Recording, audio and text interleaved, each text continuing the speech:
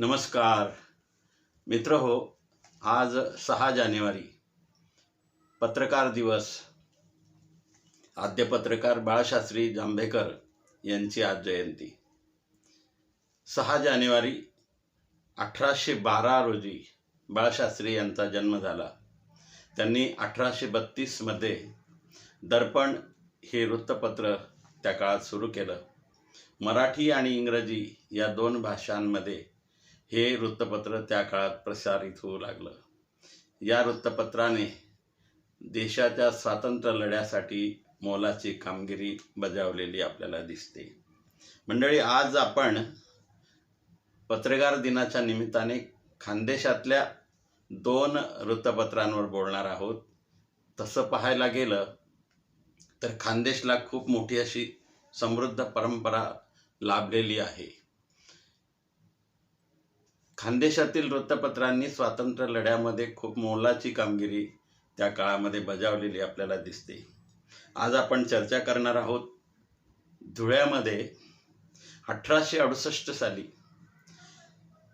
त्या काळातील गणपतराव बहाळकर वैद्य यांनी खानदेश वैभव नावाचं वृत्तपत्र सुरू केलं आणि या वृत्तपत्राचे पहिले संपादक होते त्या काळातील प्रख्यात लेखक आणि कवी बळवंत जनार्दन करंदीकर. 1825च्या त्या दशकात भारतामध्ये प्रिंटिंग प्रेसचं तंत्र अद्याप विकसित झालेलं नव्हतं. मात्र शिळा प्रेस त्या काळात सुरू झाल्याच्या आपल्याला दिसतात. धुळ्यात गणपतराव बहाळकरांनी पहिली शिळा प्रेस सुरू केली आणि त्या शिळा प्रेसवर खानदेश वैभव हे वृत्तपत्र त्या काळात सुरू झाल्याचं आपल्याला दिसतं. मित्र हो, दुसरं वर्तमानपत्र आहे नानासाहेब फडणीस यांनी जळगावात सुरू केलेलं साप्ताहिक प्रबोधचंद्रिका. जानेवारी 1881 मध्ये नानासाहेब फडणीस यांनी जळगाव येथे प्रबोधचंद्रिका साप्ताहिक सुरू केलं. हे साप्ताहिक त्या काळामध्ये लोकमान्य टिळकांच्या विचारांचा प्रसार आणि प्रचार करण्याचं काम त्या काळामध्ये करत होतं. खरं पाहायला गेलं तर तो काळ ब्रिटिशांच्या राजवटीमध्ये त्यांनी त्या काळामध्ये शिळा प्रेस हा छापखाना सुरू केला आणि त्या छापखान्याचं नाव होतं जगद्गुरू प्रेस.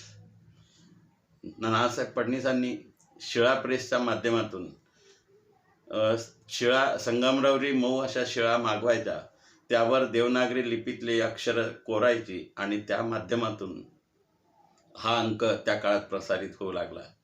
प्रबोधचंद्रिका सोबतच त्यांनी काव्यरत्नावली हे साप्ताहिक हे मासिक त्या काळामध्ये सुरू केलं.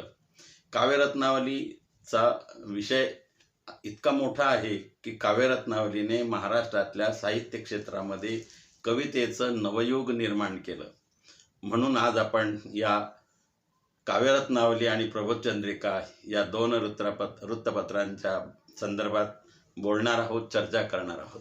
मंडळी, त्या काळामध्ये नानासाहेब फडणीस यांनी काव्यरत्नावली हे कवितेला वाहिलेलं मासिक त्या काळामध्ये सुरू केलं आणि मराठी साहित्यामध्ये कवितेच्या प्रांतामध्ये एक नवा अध्याय काव्यरत्नावलीने सुरू केला.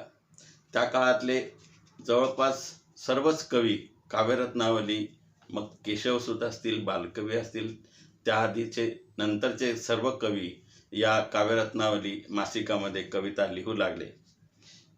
त्याच दरम्यान मंडळी 1883 मध्ये खानदेशामध्ये विनोद मल्लिका, 1895 मध्ये एरोंडोल येथे देशकाल वर्तमान आणि 1899 मध्ये नंदुरबार येथे विद्यार्थी हे वृत्तपत्र सुरू झाल्याचं आपल्याला पाहायला मिळतं.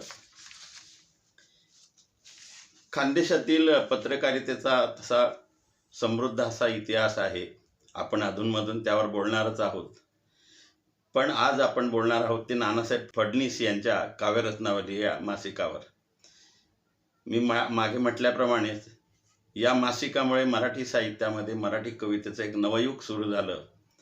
कृष्णाजी केशव दामले यांना याच काव्यरत्नावलीने केशवसूत हे नाव दिलं आणि त्र्यंबक बापूजी ठोंबरे यांना बालकवी ही उपाधी त्याच काळात दिली गेली.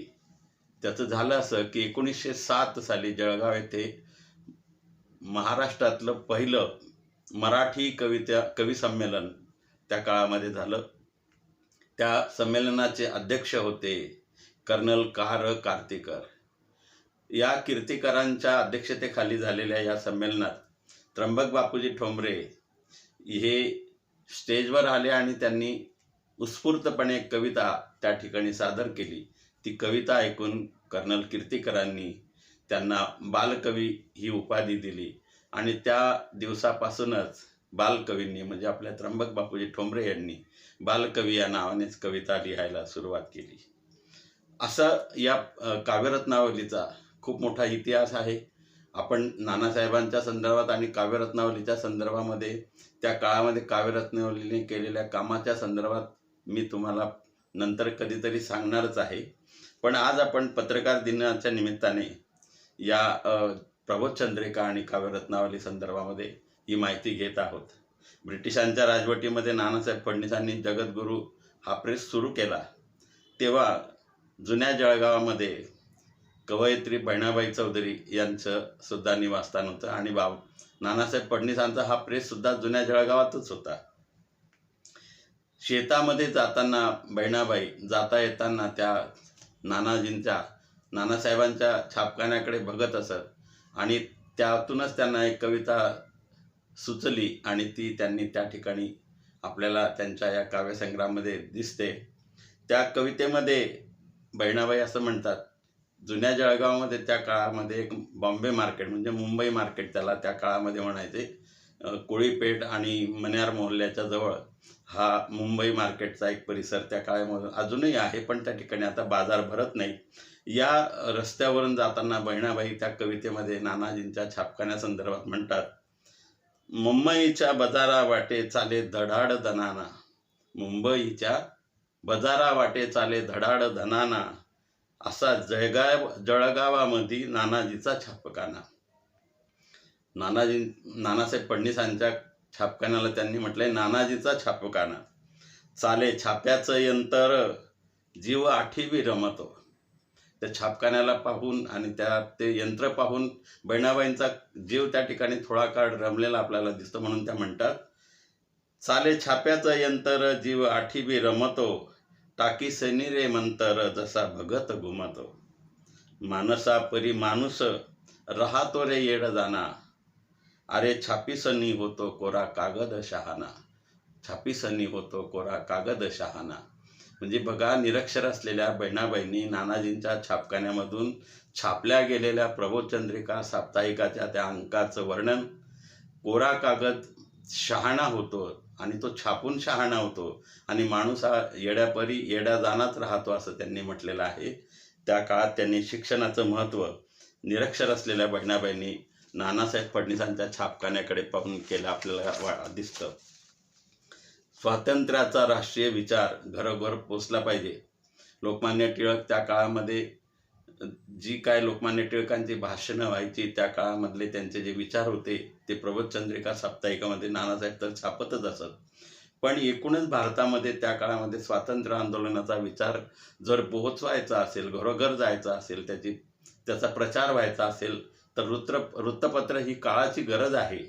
त्याच संदर्भामध्ये शायर अकबर इलाहाबादी यांचा एक शेर मला या ठिकाणी आठवतो, खींचो न कमान को, खींचो न कमान को ना तलवार निकालो, जब तोप मुकाबिल हो तो अखबार निकालो.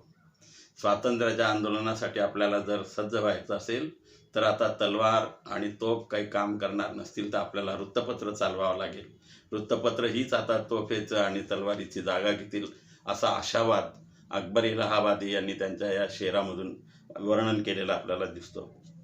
आज भारतामध्ये लक्षावधी वृत्तपत्रे छापली जातात आणि विकलीही जातात.